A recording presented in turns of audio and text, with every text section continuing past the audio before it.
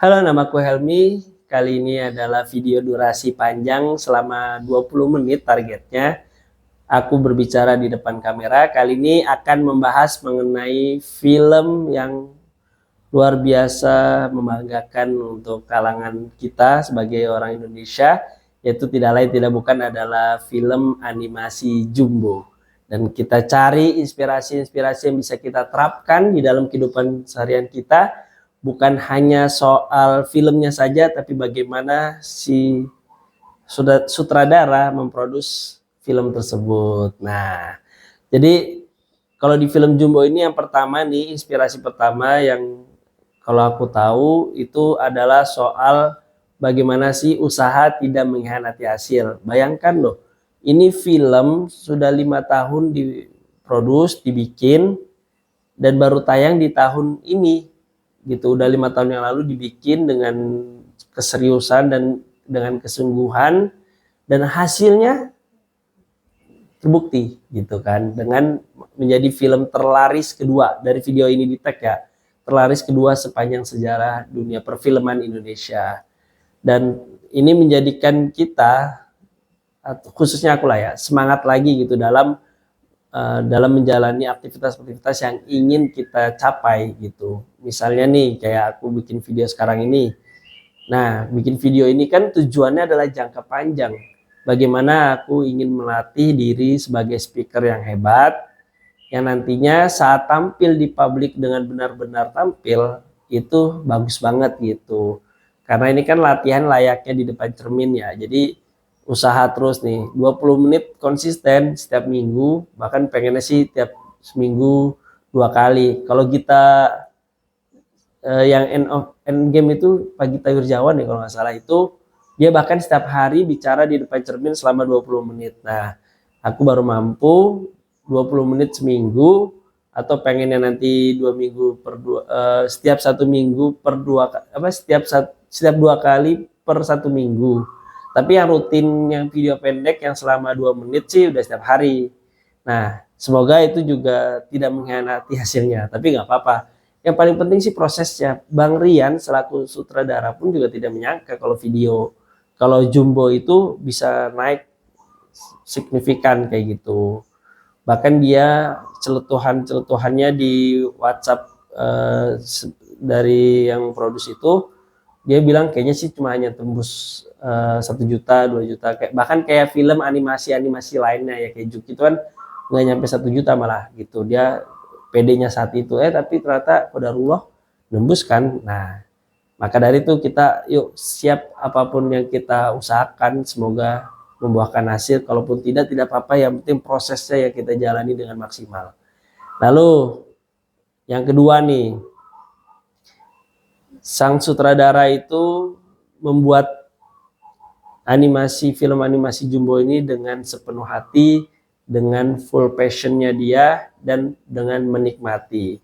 Karena memang Bang Rian ini sangat suka genre animasi, dan dia bahkan pernah meninggalkan dunia stand up, yang bahkan dunia itulah yang mengenalkan dia di kancah Indonesia. Masa di dunia perartisan di Indonesia itu, Bang Rian itu ya terkenalnya bukan karena dia animator, tapi dia itu stand up komedi, dan dia meninggalkan titel itu sementara waktu untuk belajar ke Amerika Serikat, untuk belajar dunia animasi. Dan sekarang terbukti bahkan keputusannya itu tepat gitu. Karena apa? Ya karena memang passionnya dia adalah animasi. Walaupun jalannya dia di awal adalah stand up, tapi dia ingin bagaimana sih passion yang dia punya ini, yang passionnya dia miliki ini, ya dia kembangkan, dia usahakan, dia baguskan lagi, dan ini nantinya akan membuahkan hasil. Dan terbukti kan gitu. Nah, begitu juga dengan kita nih, harapannya kita, apapun passion kita, apapun usaha kita, apapun tujuan kita, ya kita nikmati prosesnya, kita galakkan ikhtiarnya, dan kita senangi prosesnya kayak gitu. Ya kayak gua aja, ini contoh, kok gua lagi, aku sekarang gantinya ya. Kita ganti kata gantinya dengan aku, karena ini intermezzo aja ya. Karena yang aku lihat, di TikTok yang viewsnya tinggi itu yang pakai aku sih kayaknya. Kalau pakai gua itu terkesan rada sombong mungkin ya gitu ya, nggak tahu juga ya. Masalahnya yang kelihatan itu yang dalam proses berlatih speaker itu ngomongnya aku gitu. Jadi biar mungkin lebih kedekatan emosionalnya dapat gitu. Nah, kita ganti jadi kata gantinya adalah aku ya, aku kamu atau aku teman-teman kita kayak gitu. Nah, pokoknya kita suka apa? Misalnya aku sebenarnya suka berbagi sharing sebenarnya. Nah, termasuk sekarang nih sharing. Nah, sharingnya itu ya kita jalani prosesnya, kita suka, kita nikmati, bukan kita ukur dengan hasilnya dulu, sabar, hasilnya mah nanti aja. Tapi dalam prosesnya itulah kita menikmati, kita berbagi seperti ini. Dan tambahan lagi adalah bagaimana kita mencoba usaha, bukan cuma sekedar usaha, tapi juga harus usaha dengan kecerdasan, dengan kepintaran kita. Jadi kalau misalnya kita belajar keras, ya benar, belajar keras tuh bagus, tapi belajar cerdas juga kayak gitu. Nah, termasuk diriku sih memang concernnya ataupun yang kurang di situ tuh belajar cerdasnya. Mungkin secara keteguhan oke, secara ingin mencoba oke, secara semangat ya masih terbilang oke lah gitu. Tapi secara cerdas dalam melakukan sesuatu kadang kendalanya di situ, sehingga banyak orang-orang yang sudah terjun di dunia konten kreator dia lebih maju duluan, padahal kita seangkatan, kayaknya perasaan kita sama dibikin kreator, bikin apa konten-konten, tapi ternyata mereka maju duluan ya karena mereka lebih cerdas gitu. Nah, ini tips juga nih untuk teman-teman, bukan hanya soal kerja keras saja tapi kerja cerdasnya juga gitu. Nah, ini di luar Jumbo dulu ya, di luar istilahnya di luar filmnya, di film Jumbonya, tapi kita bahas mengenai aspek-aspek yang mendukung sehingga Jumbo itu kok bisa menjadi film animasi terlaris di Asia Tenggara dan film kedua terlaris sepanjang persejarahan dunia perfilman di Indonesia. Lalu nih udah dapat tuh passion, menikmati proses. Lalu yang ketiga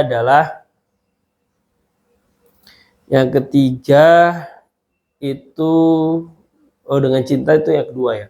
Nah, yang ketiga itu adalah bagaimana sih penempatan jadwal tayangnya itu tepat banget gitu. Kayaknya yang aku lihat sih Jumbo ini dapat momentum yang pas sehingga awet gitu di dunia di dunia bioskopnya gitu. Karena bioskop itu kalau misalnya udah mulai nggak laku itu mulai berkurang tuh, layarnya mulai berkurang, bahkan jadwalnya gitu. Nah, tapi Jumbo ini kan karena tiba-tiba naik daun, bukan tiba-tiba sih, karena memang ada nah nanti ini di selanjutnya nih. Nah, tapi karena momentum tepat, karena sudah berhasil menangkap momentum pertama, yaitu soal yang itu di hari raya Idul Fitri, di momen Lebaran, akhirnya berhasil masuk ke libur long weekend lanjutnya, terus berhasil lagi masuk ke long weekend selanjutnya. Nah, itu berarti momentumnya, pengambilan schedule waktu durasi itu sangat pas juga dan kebantu juga dengan buzzer Jumbo namanya, yang itu merupakan buzzer organik yang karena masyarakat Indonesia tuh pengen animasi Indonesia itu maju, sehingga mereka dengan sukarela memperkenalkan Jumbo di sosial medianya dia, sehingga tercetusnya adalah buzzer organik. Nah, ini sangat ngebantu juga buat yang kita ingin bergerak di area popularitas, di area-area yang memang kita butuh impression gitu. Itu adalah bagaimana kita mendapatkan buzzer-buzzer organik juga yang mereka sukarela memperkenalkan diri kita kepada khalayak ramai dengan bahwasanya ini bagus loh, ini apalah itu ininya ya, apapun itu benefitnya, tapi yang pasti mereka sukarela kayak gitu. Nah, harapannya kita bisa juga seperti itu tuh. Tapi kuncinya adalah bukan soal kita menciptakan buzzer organiknya, tapi value apa yang pengen kita dapatkan, value apa yang ingin kita sampaikan, value apa yang ingin kita karyakan, sehingga mereka itu sukarela gitu. Nah, Jumbo ini jelas nih, mereka ingin menciptakan atau ingin membangun animasi di Indonesia ini bertumbuh pesat dan tidak kalah dengan film-film yang memang sudah mendominasi, yaitu film-film kayak contoh ya horor, genre horor kan sangat menarik gitu. Nah, dia pengen animasi juga tidak kalah dengan mereka gitu, dan ingin membuktikan bahwasanya animator Indonesia itu bisa loh bikin seperti ini. Nah, sehingga kita sebagai masyarakat umum, sebagai penikmat merasa tersentuh value-nya, sehingga kita dengan sukarela melakukan buzzer organik. Nah, pokoknya gitu ya. Jadi kita dalam berkarya harapannya kita bisa dapatkan value apa yang bisa menginspirasi dan juga bisa menjadikan ini sama dengan teman-teman yang lain, sehingga teman-teman lain sukarela nih untuk bisa memperkenalkan atau suka mengiklankan dengan ke halayak umumnya mereka masing-masing, circle yang mereka masing-masing. Oke, ini sudah nih soal di luar film Jumbonya. Mari kita bahas inspirasi apa di kehidupan yang bisa kita ambil di Jumbonya, di filmnya. Kalau yang masih gue ingat sih, yang pertama itu soal bullying ya. Istilahnya bullying itu kita terkesan lihat real sih, memang nyataannya bahwasanya kalau ada orang yang tanda kutip badannya agak besar, terus juga kayaknya dia mainnya jelek mulu gitu di olahraga, ya mereka pasti dikucilkan, ataupun minimal kalau mereka mau ikut nggak boleh gitu. Mereka mau ikut janganlah, daripada ganggu, daripada bikin kalah atau apa. Jadi mereka yang orang-orang itu tidak diajak, sehingga merasa terasingkan dan akhirnya teranggap itu menjadi kayak termasuk kategori bullying juga gitu. Nah, jadi mengenai hal itu penting untuk kita pahami bahwasanya seringkali efek dari bullying itu kalau kita tidak tanamkan dengan hal yang positif itu bisa membahayakan. Tapi untungnya di film Jumbo ini arahnya adalah dari bullying itu tetap berpositif, bahkan ingin terus membuktikan bahwasanya aku ini bisa loh gitu, dan aku tidak akan bosan dengan dongeng-dongengku, dan aku bahkan bisa membuat kalian itu tergugah. Nah, kayak gitu, itu menjadi positif tuh. Padahal dari bullying kan harusnya ada kan faktor di kita ini di Indonesia ini, kalau misalnya dibully, karena dia efeknya dari bullying malah membalas bullying, terus juga bahkan dia malah ke arah lebih ke negatif gitu, parahnya gitu, ke circle yang lebih negatif. Nah, tapi Jumbo berhasil membawa bagaimana dia ingin membuktikan diri, dan akhirnya malah yang tadinya orang malas dengar dongengnya, akhirnya malah terkesan takjub dan tergugah kayak gitu. Nah, itu yang pertama. Lalu yang kedua soal persahabatan. Yang sering kita ketahui kalau misalnya di dunia kecil, di anak-anak itu kalau persahabatan sering cekcok, berantem itu wajar, sering marahan itu wajar, tapi mereka menyadari, mereka mengevaluasi, khususnya Jumbo mengevaluasi diri bahwasanya apa yang dia lakukan itu kurang tepat. Akhirnya dia memutuskan untuk minta maaf, dan bahkan dia pun juga minta maaf kepada musuhnya yang alias dari sini adalah yang siapa yang namanya lupa. Nah, itu dia berani minta maaf juga gitu, dan sehingga akhirnya mereka malah berteman. Ya kayak gitulah dunia anak-anak itu. Kalau misalnya bahkan kita harus belajar nih sebagai orang dewasa, kita bisa belajar gitu bagaimana dalam pertemanan itu memang mungkin kadang kita bikin ada keriuhan, kerecokan, ataupun ketidaksenangan, tapi pada akhirnya kuncinya ya kita ingin bangun pertemanan gitu. Ya udah, kalaupun memang di luar itu sifatnya apapun itu kurang ya, tapi kan kita ingin bangun pertemanan, maka ya udah pertemanan itu terjaga, tapi tetap di dalam istilahnya apapun percekcokan dan ataupun berantem itu ya diselesaikan dan kembali lagi berteman kayak gitu, dan bahkan bisa lebih kental lagi kan. Kayak Jumbo bahkan si musuhnya lupa apa itu, nah itu dia menolong, bahkan bantu menolong Jumbo juga kan, dan terus berteman lagi terus-terusan. Nah, kayak gitu tuh soal persahabatan. Lalu Soal tolong menolong mungkin masuk ya. Tolong menolong, bagaimana kita menolong orang, maka kita akan ditolong.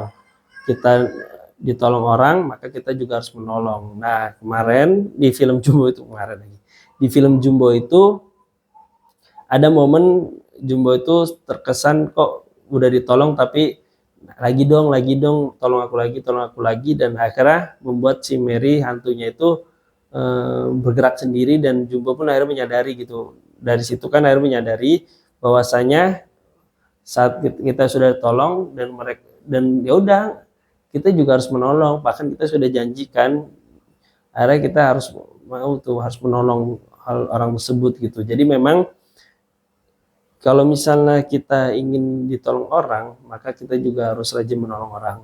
Kalau kita ingin berbuat baik dengan orang, maka kita juga harus berbuat baik pada orang. Tapi kalau misalnya ternyata kita sudah berbuat baik, tapi ternyata kita tidak diperlakukan yang baik, itu bukan urusan kita. Biarkanlah, tapi kita tetap terus berbuat baik. Itu kuncinya sih. Walaupun memang kita pengen feedback gitu kan, mungkin kita ingin feedback, tapi ya feedback tersebut ya kalau nggak dapet ya udah gitu, nggak usah perlu kita mikir gila kita udah ngasih beri tapi kok kadang kita nggak dikasih ya. Tapi memang aku pahami gitu, dan kadang aku juga ngerasakan kalau misalnya diperlakukan seperti itu, jadi mikir juga gitu, kemarin ditolong dia, kemarin aku tolong, terus ternyata pas kita minta tolong kok dia nggak mau, ya udahlah besok misalnya kalau dia nolong nggak usah gitu.